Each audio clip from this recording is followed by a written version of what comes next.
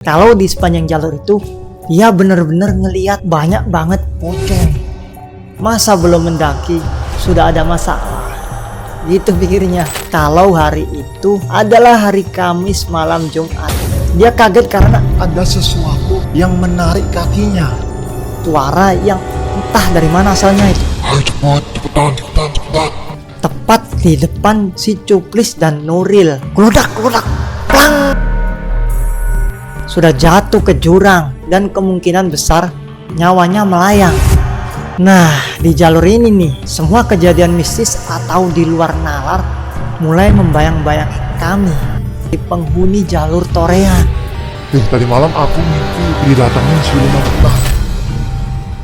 Assalamualaikum teman-teman, kembali lagi di Supolo Channel dan di segmen cerita misteri atau cermis. Oke, di kesempatan kali ini saya mau ceritain lagi nih kisah misteri saya. Sebetulnya kisah misteri saya ini lumayan banyak sih. Cuman di video ini saya mau ceritain nih kisah misteri saya saat mendaki ke Gunung Rinjani. Kisah misterinya itu mulai dari kaki teman saya yang ditarik oleh penunggu di daerah Pos 3 Sembalun. Kemudian adanya bisikan-bisikan, entah dari mana asalnya, yang saat itu ingin mencelakai kita di jalur pendakian waktu turun ke Danau Segara Anak. Kemudian bertemunya arwah sosok pendaki yang ingin dihadiahi surat Al-Fatihah atau ingin disempurnakan. Dan juga kita bertemu dengan seorang warga lokal yang memakai udeng atau ikat kepala itu kain kafan atau kain mori, yang saat itu pandangan dia itu terus menerus tertuju ke arah teman saya.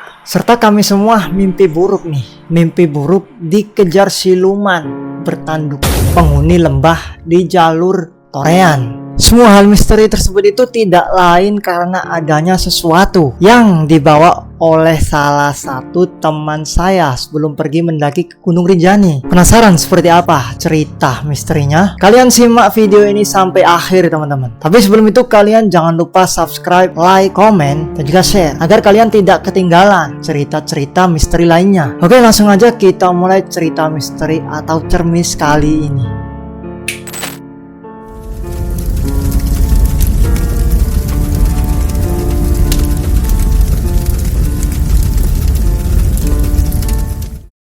Perjalanan pendakian saya kali ini tuh berawal dari niat kami, saya, Hasan, dan Cuplis, yang merencanakan kalau di tahun 2022 itu mau mendaki ke Gunung Rinjani. Ya, gunung yang memiliki tinggi 3.726 meter di atas permukaan laut itu adalah gunung tertinggi ketiga di Indonesia. Dan lokasinya itu berada di Pulau Lombok, Nusa Tenggara Barat. Waktu itu kami bertiga tidak menyangka kalau ada satu orang lagi yang mau ikut dengan kami. Orang itu adalah Nuril, teman kuliah saya. Alhasil saya akhirnya memesan tiket kapal satu lagi tuh untuk si Nuril ini nantinya. Jadi rencananya itu kami berangkat ke Lombok memakai jalur laut. Selain itu kami juga bawa sepeda motor untuk bertransportasi di Pulau Lomboknya. Ya, hitung-hitung kami mau menekan biaya pengeluaran lah waktu itu. Nah, singkat cerita, saya, Hasan, dan Cuplis ini berangkat dari Gresik untuk menuju ke Surabaya alias ke rumah Nuril. Kami siap-siap lagi tuh packing ulang di situ agar nantinya perjalanan kami itu berjalan dengan lancar dan tanpa kekurangan. Nah, saat sebelum berangkat itu ibunya Nuril itu berpesan kepada kami semua kalau nanti saat mendaki itu jangan ada yang saling meninggalkan. Pokoknya harus bareng lah. Nanti pas mendaki itu ojo saling tinggal meninggal ya. Barengan terus aja biar selamat. Soalnya kalian itu kan daki di luar pulau. Kalau terjadi apa-apa kan repot. Gitu kata si ibunya Nuril. Kita jawablah itu. Iya bu. Singkat cerita, waktu itu jam menunjukkan pukul 7 malam. Untuk jaga-jaga biar kami itu nggak telat, akhirnya berangkatlah tuh kami ke pelabuhan Tanjung Perak, Surabaya. Karena tiket kapal kami itu berangkatnya saat malam hari, sekitar jam 10-an malam lah. Nah, saat kami tiba di pelabuhan Tanjung Perak, bener aja tuh, kalau sebelum jam 10 malam, itu di bagian dek kapal yang buat parkir kendaraan itu banyak truk-truk yang lagi loading naik ke kapal. Akhirnya kami tungguin lah itu sampai akhirnya jam 9 malam itu sepeda motor sudah boleh naik ke kapal. Singkat cerita, naiklah tuh kita ke kapal DLN Oasis. Selama kami naik kapal itu gak ada tuh keanehan atau kejanggalan yang terjadi sih. Semuanya berjalan normal dan lancar. Setelah 22 jam kami berada di atas kapal, akhirnya kami tiba tuh di pelabuhan Lembar, Lombok. Kami tiba itu jam 7 malam. Dan karena rencananya itu kami setelah turun dari kapal langsung menuju ke base camp Gunung Rinjani via Sembalun, berangkatlah tuh kami langsung ke desa Sembalunnya.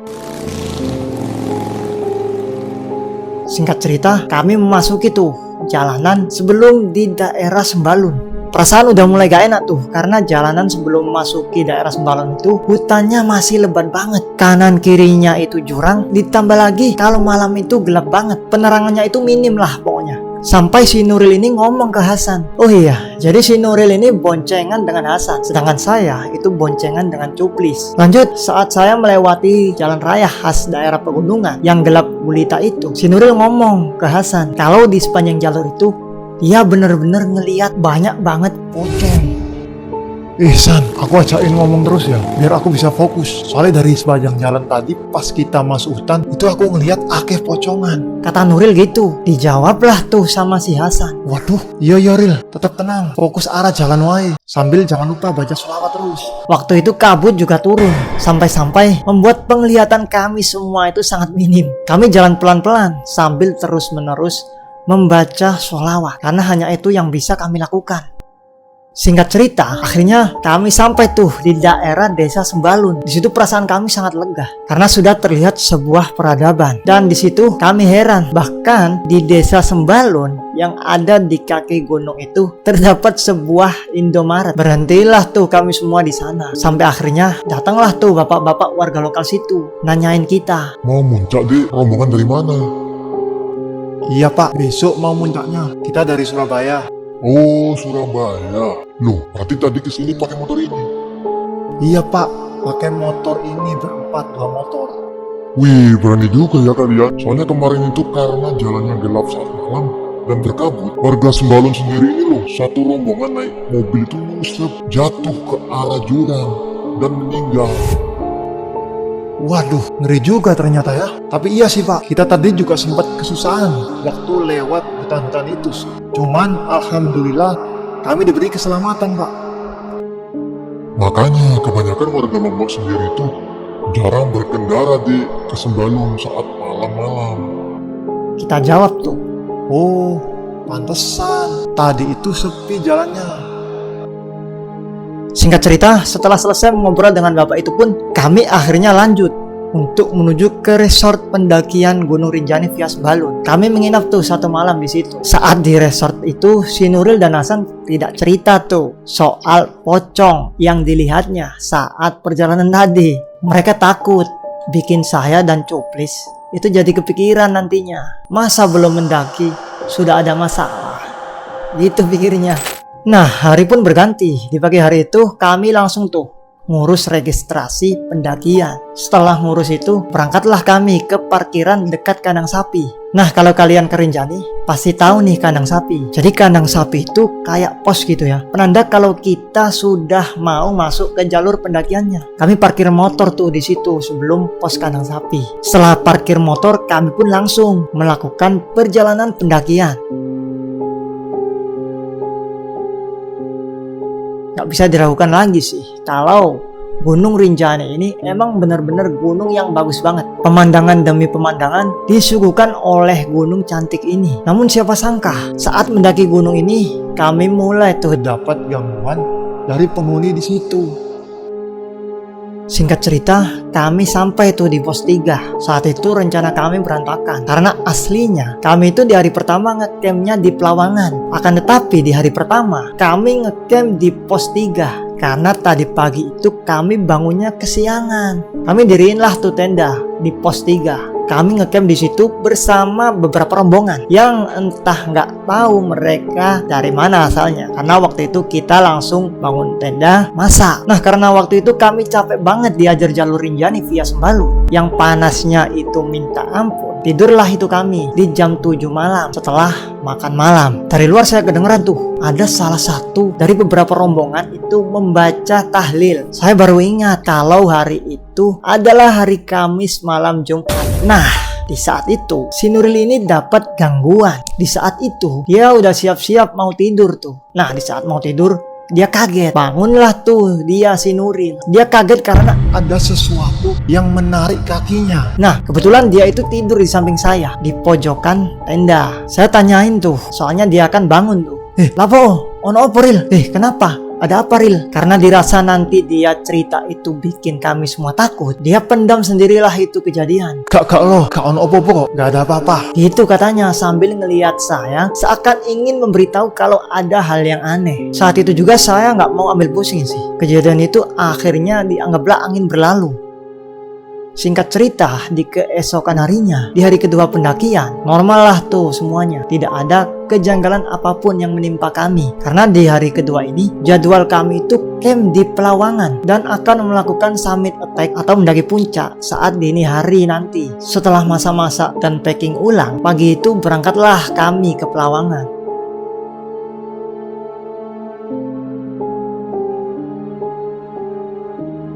Kami sampai Pelawangan itu sore hari, sekitar saat pukul 4 sorean lah waktu itu ya kita sampainya. Seperti biasa kami diriin tenda, masak, makan, kemudian lanjut tidur. Kami simpan tuh tenaga buat nanti jam 1. Nah, jam 1 dini hari bangunlah tuh kami. Kami siap-siap untuk melakukan perjalanan summit attack. Saat semua dirasa sudah siap, kami langsung tuh summit attack bareng orang-orang. Tak diragukan lagi ketika kami sampai di puncak jam 6 pagi. Di situ Gunung Rinjani lagi-lagi menyuguhkan kecantikan pesona alamnya. Kami percaya kalau kalian orang Indonesia minimal sekali seumur hidup itu pernah mendaki ke Gunung Rinjani. Bener-bener indah kawan.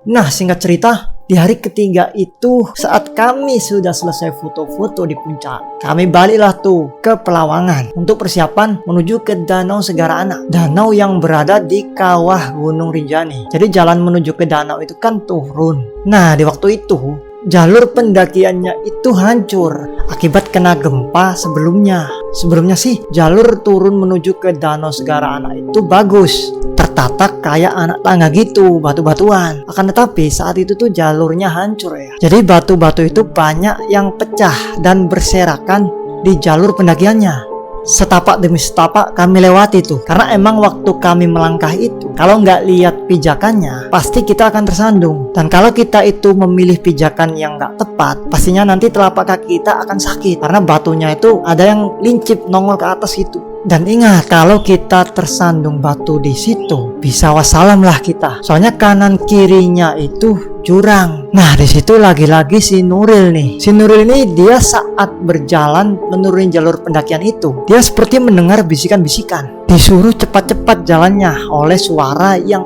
entah dari mana asalnya itu. Ayo cepat, cepetan. Gitu. Emang sih, waktu itu si Cuplis dan Nuril ini cepat jalannya dibandingkan saya dan Hasan. Oh iya, kami turun dari Pelawangan ke Danau Segara Anak itu gak sendirian. Kan tapi kami turun itu bersama dengan banyak orang ya. Di situ banyak turis tuh dari luar negeri. Singkat cerita, si Cuplis dan Nuril ini cepet-cepetan tuh turunnya. Sampai ada suatu kejadian ketika mereka salip-salipan sama turis dari Malaysia. Si turis Malaysia ini tersandung batu tepat di depan si Cuplis dan Nuril. Keludak. Kepala si turis terbentur di pagar besi yang menjadi pembatas jalur. Nah, badannya si turis itu ketahan sama pagar besi itu kayak gini, sambil kepalanya kena pagar besi itu, plang gitu, seakan-akan terselamatkan dari maut. Jika saja saat itu tidak ada pagar yang menahannya, pasti itu turis Malaysia sudah jatuh ke jurang dan kemungkinan besar nyawanya melayang. Nah, di situ semua orang langsung diam semua tuh saat kejadian. Si Cuplis dan Nuril yang ketika saat itu berada di belakangnya langsung melongo terdiam tuh. Mereka melihat langsung tuh kejadian mengerikan itu. Paniklah tuh rombongan si turis-turis itu. Untung saja ada guide atau porternya gitu, mengkondisikan keadaan si turis tersebut. Singkat cerita, lanjutlah tuh perjalanan kita ke Danau Segara Anak. Ritme pendakian Cuplis dan Nuril setelah melihat kejadian orang hampir jatuh itu pun berubah. Yang sebelumnya cepat-cepat turunnya, sekarang mereka langsung turun satu langkah demi satu langkah untuk memilih pijakan batu yang benar. Saat itu saya berkata, wis pelan-pelan aja, bahaya iki jalure. Iya guys, sorry guys. Si Nuril dan Cuplis jawabnya gitu. Si Nuril ini lagi-lagi menyembunyikan tuh alasan sebenarnya dia berjalan cepat waktu itu. Yang saat itu dia mendengar bisikan-bisikan. Itu dia nggak cerita tuh ke kami saat itu. Nah, singkat cerita, sampailah tuh kami ke Danau Segara Anak jam 5 sore dengan kondisi badan yang telah akut. Bayangkan saja, habis summit attack jam 1 dini hari sampai jam 6 pagi, terus turun dari puncak ke Pelawangan. Habis itu turun lagi ke Danau Segara Anak yang jalurnya itu bebatuan. Menyiksa banget tuh, menyiksa telapak kaki kami banget lah tuh waktu turun ke Danau Segara Anak. Namun rasa capek itu terbayar sih, karena pemandangan Danau Segara Anak di waktu sore itu menjadikan pemandangan yang begitu indah di mata kami berempat. Seperti biasa, sore itu kami berempat diriin tenda tuh. Setelah itu masak, ambil air, kemudian langsung makan. Ya, makan malam. Lanjut kemudian tidur. Keanehan atau kejanggalan saat itu gak ada sama sekali nih saat ngecamp di Danau Segara Anak. Itu nggak ada keanehan sama sekali. Seolah kami disuruh untuk beristirahat total. Singkat cerita, tibalah waktu pagi, hari keempat. Waktu itu saat saya bangun, di dalam tenda itu hanya terdapat saya dan Cuplis. Saya tidak melihat kemana Hasan dan Nuril ini pergi. Pikiran saya waktu itu mungkin mereka pergi memancing di Danau Segara Anak. Oh iya, jadi di Danau Segara Anak ini terdapat ikan-ikan. Ikan-ikan tersebut bukan muncul begitu saja ya. Akan tetapi saat zaman Presiden Soeharto menjabat, itu beliau memerintahkan mencoba menaruh bibit-bibit ikan air tawar di Danau Segara Anak itu. Beliau mencoba apakah ikan air tawar tersebut bisa hidup atau tidak di sungai kaldera itu. Tidak disangka-sangka hidup tuh ikan-ikannya sampai sekarang. Nah, sebenarnya jadwal hari keempat itu harusnya di waktu pagi itu kami langsung pergi ke Torean, jalur lintas kami saat turun. Karena di hari pertama itu kita berangkatnya telat dan harus camp di pos 3, bukan di Pelawangan. Timbanglah tuh kami, mau berangkat nanti jam 10 pagi atau sengaja telat 1 hari ngecamp lagi di Danau Segara Anak. Setelah dipikir-pikir dan didiskusikan, akhirnya kami putusin tuh untuk berangkat jam 10 pagi nanti ke jalur Torean turun.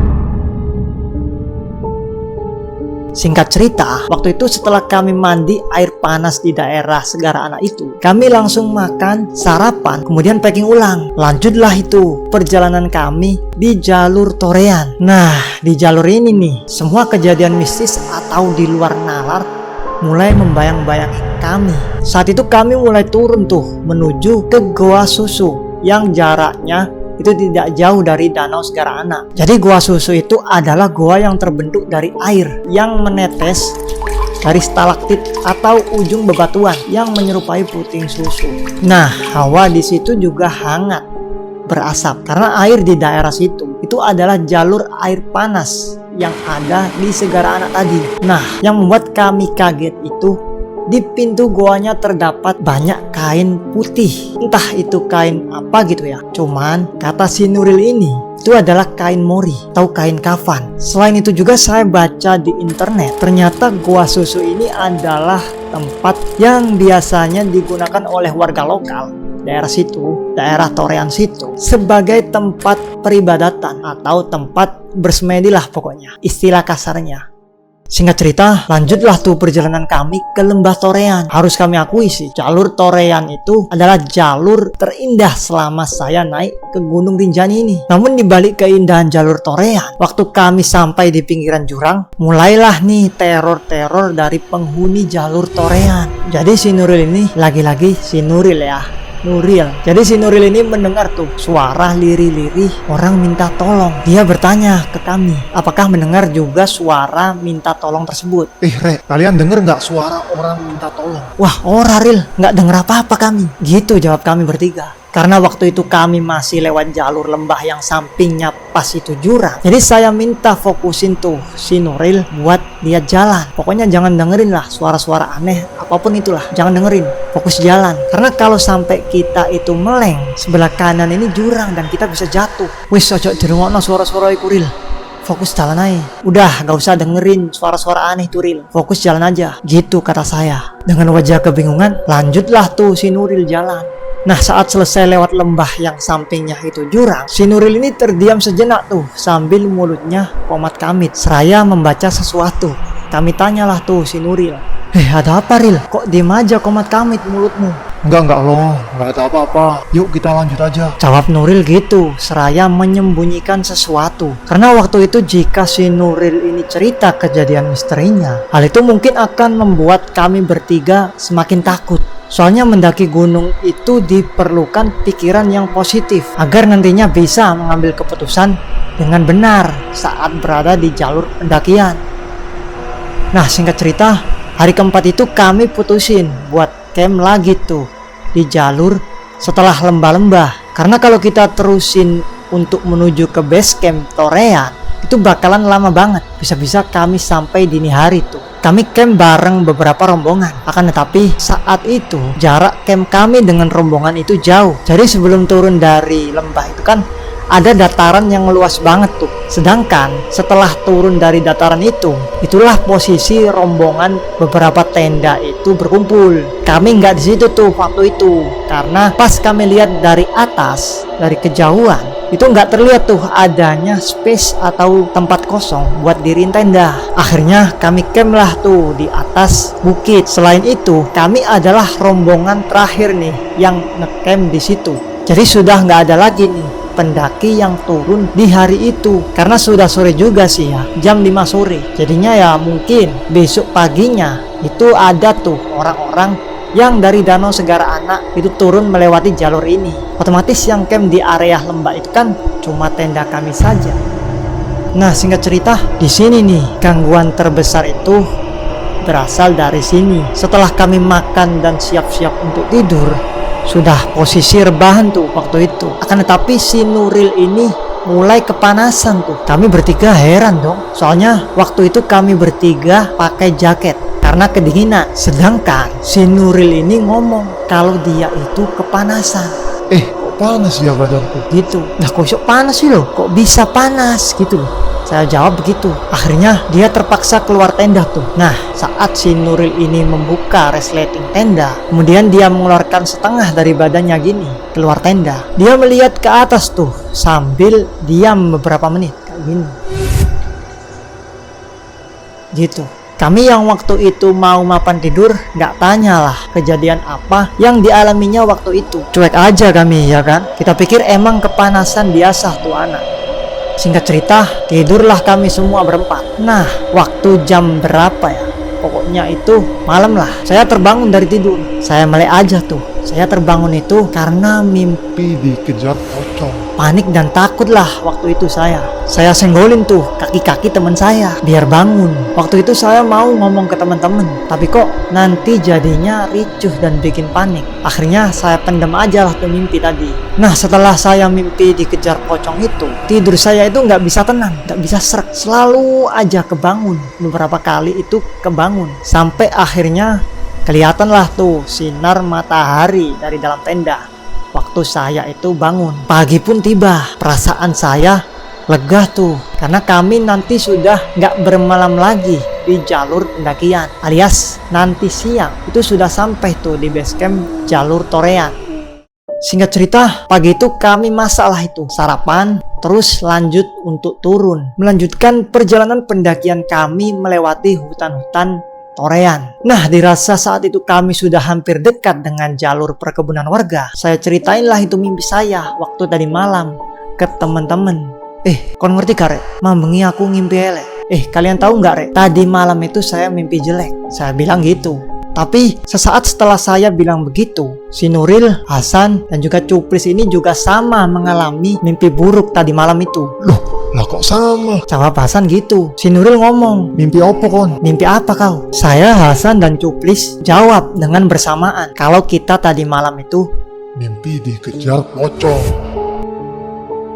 Ngimpimu kok podo, San? Please, saya tanya keheranan tuh. Kami bertiga kaget tuh denger cerita mimpinya kok sama. Nah, cuman si Nuril ini nih yang berbeda mimpinya tadi malam itu. Jadi waktu malam itu si Nuril cerita tuh kejadian misteri sebenarnya kepada kita bertiga. Tadi malam aku mimpi didatengin siluman ular. Setengah badannya itu manusia, setengahnya ular. Dan ada tanduknya, ada sunyinya atau tanduk. Itu dia ngomong ke saya. Pokoknya dia nyuruh pergi cepet-cepet dari sini. Si Nuril ngomong gitu. Kami terkejut tuh dengan cerita si Nuril yang di mimpinya itu berbeda dari kita bertiga. Feeling si Nuril sih mungkin itu adalah penunggu di lembah itu. Tapi nggak cuman itu aja. Si Nuril ini ceritain tuh semua kejadian misterinya sejak awal sampai akhir pendakian. Jadi saat di pos 3 Sembalut, si Nuril ini kan kaget tuh, tiba-tiba bangun. Di situ dia bilang kalau ada sesuatu yang menarik kakinya sampai dia itu turun nyelorot. Nah, kemudian saat di lembah tepi jurang itu, dia kan komat kamit tuh mulutnya, kayak orang yang lagi baca doa. Di situ dia cerita kalau sebenarnya dia itu denger bisikan orang minta tolong buat dibebaskan. Entah dibebaskan maksudnya gimana ya. Mungkin dengan dibacakan surat Al-Fatihah itu bisa sedikit mengurangi penderitaannya. Perasaan atau feeling si Nuril itu adalah arwah orang yang meninggal di jurang itu. Setelah itu, kejadian ketika dia kepanasan dan keluar tenda saat camp terakhir di lembah Torean, dia itu melihat adanya putih-putih terbang mengitari atau muter-muter tenda kami yang saat itu sendirian di lembah Torean itu. Feeling si Nuril sih entah itu energi dari siluman itu yang muter-muter tenda kami waktu itu. Nah, akhirnya semua kejadian itu terungkaplah. Diceritakanlah oleh si Nuril saat kita sudah berada di area perkebunan warga. Karena menurut dia, waktu itu kalau dia ceritain saat berada di jalur pendakian, takutnya akan menjadikan mental kami down dan terus berpikiran negatif. Bahaya itu. Ternyata kejadian misteri itu bukanlah tanpa sebab ya. Karena saat kami sudah berada di base camp Torean, si Nuril ini mengakui kalau selama ini dia diteror itu karena dia membawa benda pusaka peninggalan kakeknya yang berada di dalam dompetnya. Dan itu katanya ada penjaganya di benda pusakanya itu. Otomatis kan penunggu di sana nggak tenang dong dengan kehadiran benda pusaka yang dibawa oleh si Nuril itu. Emang kurang ajar si Nuril ini. Kita semua yang nggak ngerti apa-apa malah kena batunya saat camp terakhir dengan dimimpiin pocong. Oke teman-teman, jadi setelah ditarik benang merah dari semua kejadian misteri yang kami alami, semua itu karena adanya benda pusaka yang dibawa oleh si Nuril. Dan itu ada isinya benda pusaka tersebut. Di perjalanan ini kami semua alhamdulillah diberi keselamatan oleh Sang Maha Kuasa. Kami sampai di rumah kami dengan selamat. Kejadian misteri kali ini membuat saya mendapat pelajaran berharga. Pelajaran tersebut adalah di mana bumi dipijak, di situ langit dijunjung. Udahlah, pokoknya kalau kita di daerah orang itu jangan seenaknya saja. Perilaku atau perbuatan kita sebaiknya menyesuaikan adat atau aturan yang berlaku di situ tuh. Oke, mungkin segitu aja dulu teman-teman cerita misteri kali ini tentang perjalanan pendakian kami di Gunung Rinjani.